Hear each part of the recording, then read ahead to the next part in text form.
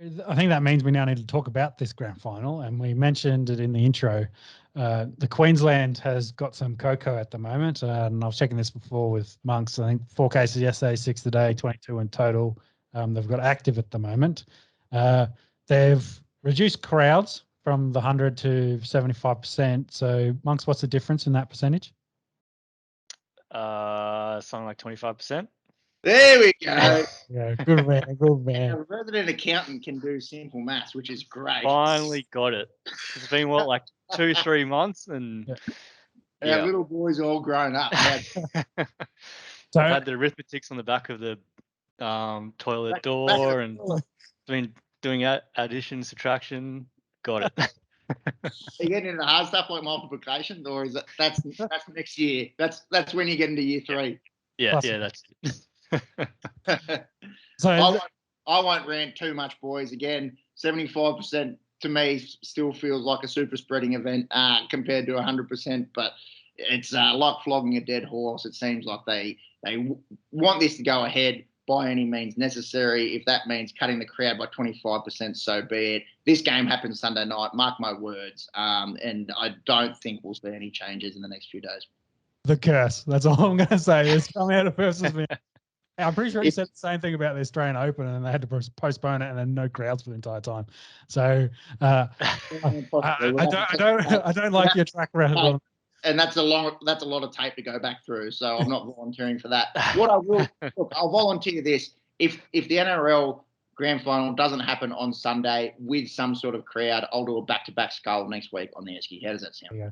So I think not helping your chances there, Peps, is the problem with the cases. They're all over the state. They're not just in Brisbane, which potentially will force the Queensland, your best mate, the Premier, very much. Palaszczuk. Yeah, Palaszczuk very much likes to. Outstanding woman. No kind of self-interest in running Origin games or grand finals whatsoever. Yeah. Lockdown though. The problem is their lockdown. Is it imminent or not? Will they do the lockdown at 12 o'clock on Sunday night like we think they probably will, so they get this game in? But if they do go lockdown, it would mean no crowds for the grand final. And the NRL's said, well, we may not play the game if we got no crowds. Maybe we postpone it a week, see where we're at. If they're going to do that, Coco, we've seen with the AL2 states and where we are, that it doesn't disappear in a week. So I don't know what their chances are. The backup was Townsville, and then they had the hostie that was up there that had COVID as well. So that essentially ruled out that as their backup for the grand final. So I'm not as optimistic as Peps is in this case. I think the game will go ahead, but I'm not sure what kind of spectacle it'll be. Let's see what happens. It'll be a great spectacle, and I imagine someone by the name of Danny Weidler might have been coming up with these ridiculous headlines this week. Shout out to Danny, managed to wheedle his way into a journalism career for the last 15 years by writing tripe like this. He's basically the Adam Scheffler of rugby league, mate. Yeah. No. Shefty is articulate and all over it, and doesn't go for a cheap headline like this. Danny Weidler, shout out to him, brings us all the best news via Channel 9 and his shit haircut and his shit headlines. But no, Schefter and Weidler should be uttered in the same sentence. I think Danny's problem is he covers the Bumhole League instead of the NFL. So he has to make news up. Let's talk about this. Going for him, his hair is not as greasy as Schefter's. Schefter's got him covered in the grease department, I think. Let's talk about the footy game. Panthers taking on Souths. We all tipped the opposite sides last week, gave them the curse.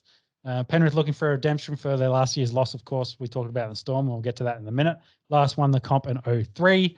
Souths, on the other hand, looking, they have choked in the prelims in the past. They've finally got rid of that tag, trying to send off Reynolds and Wayne Bennett, potentially Benji Marshall as well, depending on what happens with him.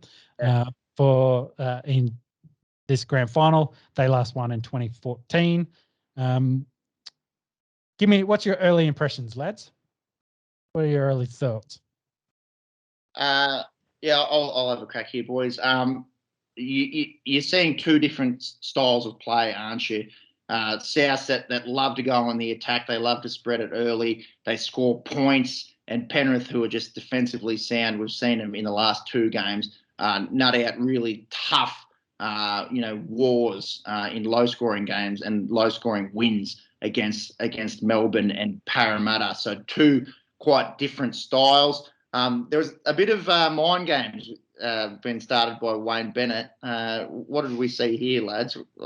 I think I missed a bit of this. Yeah, well, you gotta remember, and I wanted to bring this up because I think I said that Wayne was the difference in their Souths versus Penrith game when they played 3 weeks ago, I think, from memory. The first round of the finals, which forced Penrith to go the long way and have to go through Melbourne to make it. Mm-hmm. But I said, Wayne was the difference. They're talking about the blocking plays and how Penrith through this, rada, trying to get the refs on side. He's already started the mind games talking about, well, their trainer's always on the field. He was on the field for 10 or 13 stoppages or some shit like that. Already trying to push that agenda and reignite his little bit of feud with Ivan Cleary. It's great Bennett tactic where he makes the focus especially on him and less on the team. So they're all talking about Wayne and not about what Souths are doing. And they're all talking about the shit I just mentioned. And then they have to go to Ivan and ask questions. That makes Ivan annoyed and pissed off. And then he starts getting in his head, living rent-free.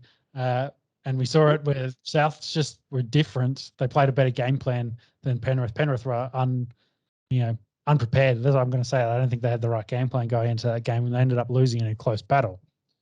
So, yeah. Is Wayne going to be the difference in the grand final? Not sure. He is the GOAT. Yeah, I think we kind of talked about in the past. To take in, I think it's his 10th grand final now that he's taken the club to. Yeah, unbelievable. He's got the record that speaks for itself. The one thing, I think I said it to James, and I'll flick to you in a second, Marks, for your thoughts. I said it to James earlier. My thoughts, and I said it last year, I thought Penrith were going to choke and they were going to get smashed by Storm in the grand final. And for 60 minutes of that was the case before Penrith roared back in and made the game closer, but they still got pumped. My thoughts on that was I thought they needed to lose that grand final so then when they came back this year, they'd win it because they needed to go through that experience to learn that, we need to beat, this is how we need to learn to beat Melbourne. This is how they play in this massive game like this. Cleary needs to learn how to win big football games. He did that through Origin. So I think they're prime position. My concern, though, and I think I still tipped them. My concern, though, is did they play that game last week? Have they played their grand final and with Wayne and the other stuff in it? Are they going to just miss it? And, I don't want to say they're going to choke again, but they're going to come up with a red-hot Souths team and Souths, I think this game's probably finish 12-6. That's where I think this game will finish. The unders? Yeah, definitely unders. 18 points. I think it'll be close, hard-fought battle. And I'm going to give a slight edge to Souths, though I picked Penrith. I think yeah, same. I think, going back to the mind games, I think during the week, Cleary said that if Bennett keeps on talking about all of this stuff with the trainers and with the blocking and all that sort of stuff, then Ivan's of the opinion that he's in Bennett's head now. Like Bennett's getting frustrated about how Panthers are playing the game and all that sort of stuff. So whether that was just some sort of face for the public, that Cleary's trying to be confident, hard to say. Obviously, like we talked about a second ago, different styles of footy. South very attacking, Penrith's more defensive. I think for me, I've gone Panthers. I think they went through a war last week, so how they recover with their week leading into the grand final will be huge. For South, for me, yes, they beat Manly, but then they beat Manly, like we're saying, like a team of stars versus a team of a couple of players. So I don't know how much confidence you can put into that. Not taking anything away from Manly, they had a great season to get to where they were.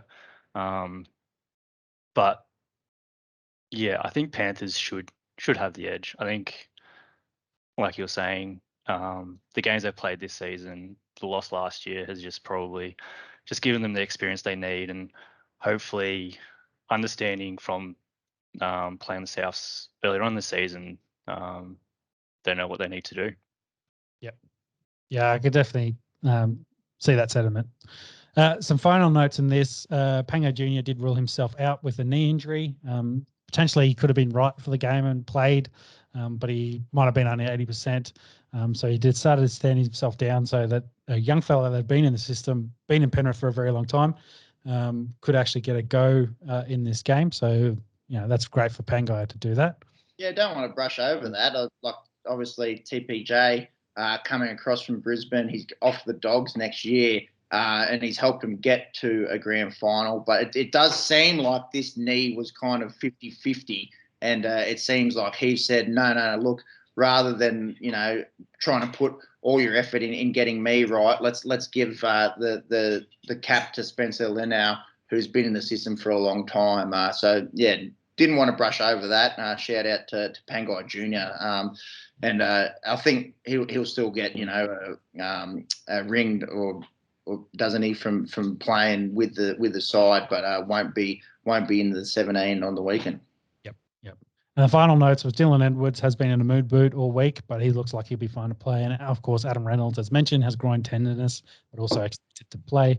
Monks, to finish us off on this, do you have some odds? Oh, yes, I do. So Penrith are ahead in the head-to-head. Their favourites are $1.68. Rabbitohs are sitting out at $2.25. We have got a line of 3.5, so very close game, and over-unders is 37. Yeah, quite low there, isn't it? So the bookies are thinking the same way we are. Grand finals tend to be a little bit lower scoring. I don't know if we'll be touching that. I don't know if I'll be betting on the results of this. I might be a little bit more of an anytime try scorer kind of man in this one. And I did go Penrith. So that sounds like a good old on the Esky curse. South by 40. Watch South go out and win this comfortably. Yeah, that's it. And with that, that'll end the NRL chat for this week.